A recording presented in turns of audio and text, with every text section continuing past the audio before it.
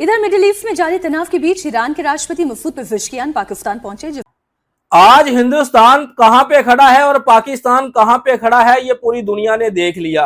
जैसे ही ईरान और अमेरिका का बड़ा युद्ध खत्म हुआ, ईरान के सदर सीधा पाकिस्तान पहुंच जाते हैं। चर्चा में आपने सुना भी, स्विट्जरलैंड में बैठक के फौरन बाद पेजेश्कियान के पाकिस्तान आने से खाड़ी देशों में हलचल है। पाकिस्तान से पेजेश्कियान ने मुस्लिम देशों को एक साथ आने की अपील की। इसके साथ ही पेजेश्कियान ने इस्लामिक देशों से एक नए रीजनल सिक्योरिटी आर्किटेक्चर यानी कि नाटो बनाने की अपील की। पेजेश्कियान ने कहा कि दुश्मनों के खिलाफ एकजुट होने का वक्त आ गया है और उनकी हां में हां मिलाते हुए शहबाज शरीफ ने कहा कि ईरान की जीत में हमारी जीत है, हम भाई भाई हैं। और जैसे ही वो पाकिस्तान की सरजमीन पर अपने कदम रखते हैं तो पाकिस्तान के JF-17 थंडर तैयारे, जिसकी पूरी दुनिया में धूम मची हुई है, उनका स्वागत किया जाता है और हमारे गोदी मीडिया को बिल्कुल सांप सूंघ जाता है।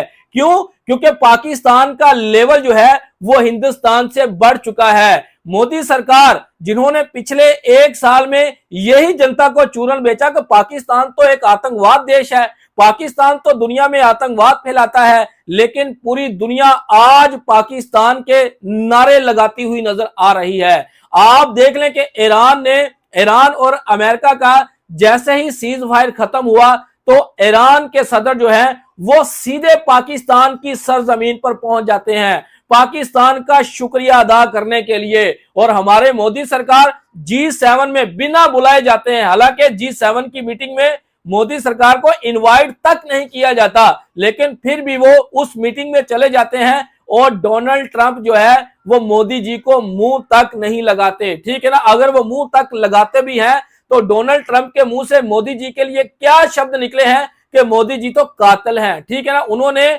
मोदी जी को ये शब्द बोल के खुश कर दिया कि भाईजान जो हिंदुस्तान के ऊपर हमला करेगा वो हमारे ऊपर करेगा। ऐसे ये सब पॉलिटिकल बातें हैं। ठीक है ना, अब आ जाए पाकिस्तान के ऊपर। देखें, ईरान पाकिस्तान का शुक्रिया अदा करने के लिए पहुंचा। हिंदुस्तान में ईरान क्यों अपने कदम नहीं रख रहा? क्योंकि ईरान को पता है कि इस युद्ध के अंदर हिंदुस्तान ने हमारे साथ क्या किया।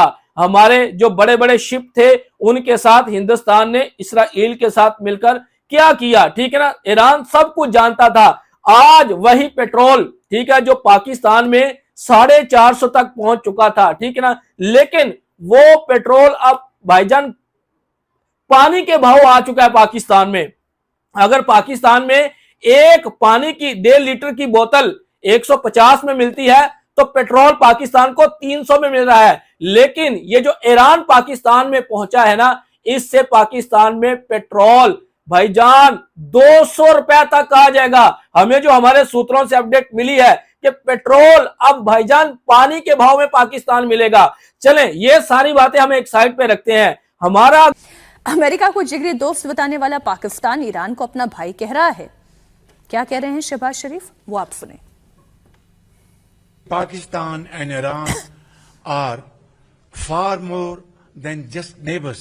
We are brothers bound together by centuries of shared history, faith, culture and civilizational links. Iran's success is our success and Iran's loss is our loss. बहुत बड़ा देश है ईरान का लॉस यानी ईरान का जो नुकसान है वो पाकिस्तान का भी नुकसान होगा। इतने जिगरी हैं तो भाई पाकिस्तान के साथ आप क्या कर रहे हैं, अमेरिका के साथ पाकिस्तान क्या कर रहा है? क्योंकि ईरान और अमेरिका तो जिगरी नहीं है।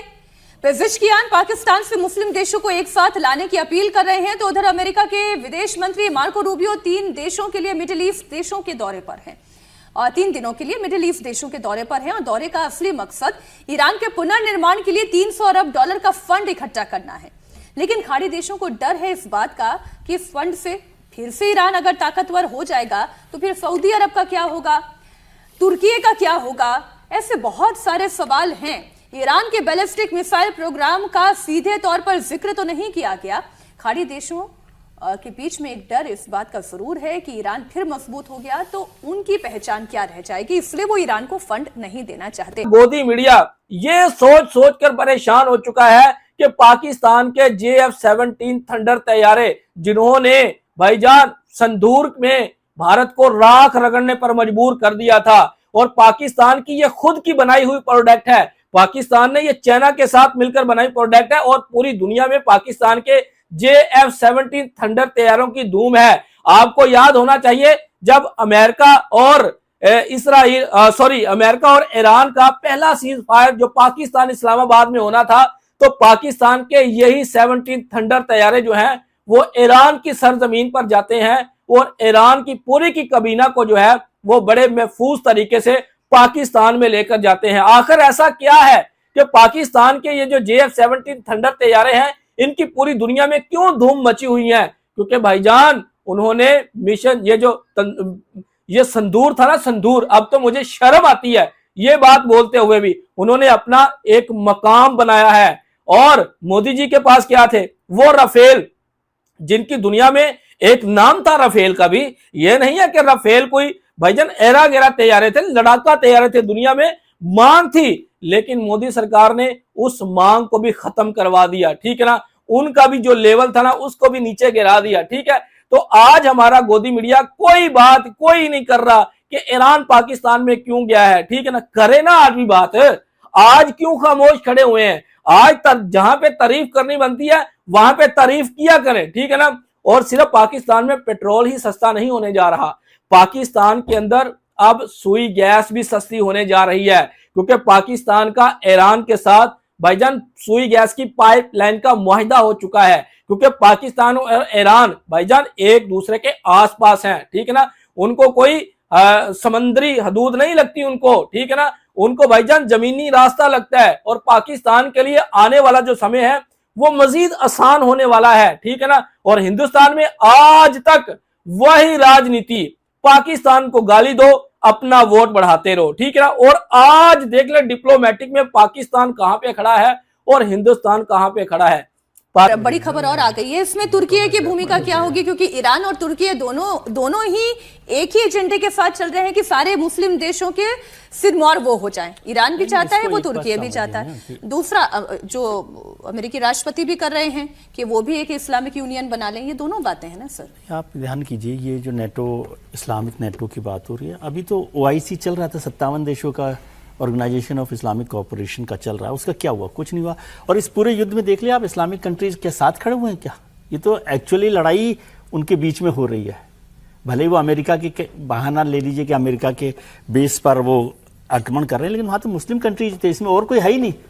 इजराइल को अगर छोड़ दिया, तो वो बहुत मुश्किल काम है। ये ऐसे सपने देखना और ये सब बातें करना। और बहुत अच्छा मुझे लगा कि पाकिस्तान के प्रधानमंत्री शहबाज शरीफ समझते हैं कि वो ईरान के लिए कुछ कर सकते हैं।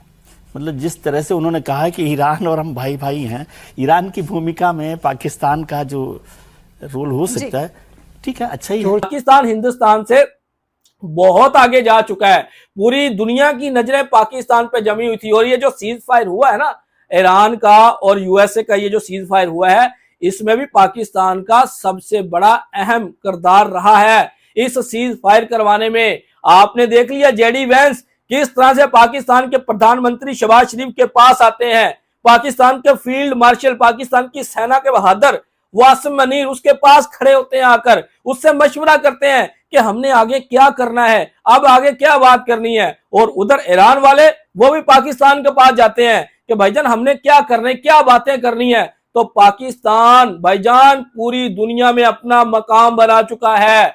मेरा ये व्लॉग बनाने का मकसद यही था कि ये चूरन बेचना बंद कर दें, ये आतंकवाद वाला चूरन बंद करें, पाकिस्तान के साथ अच्छे रिलेशन करें।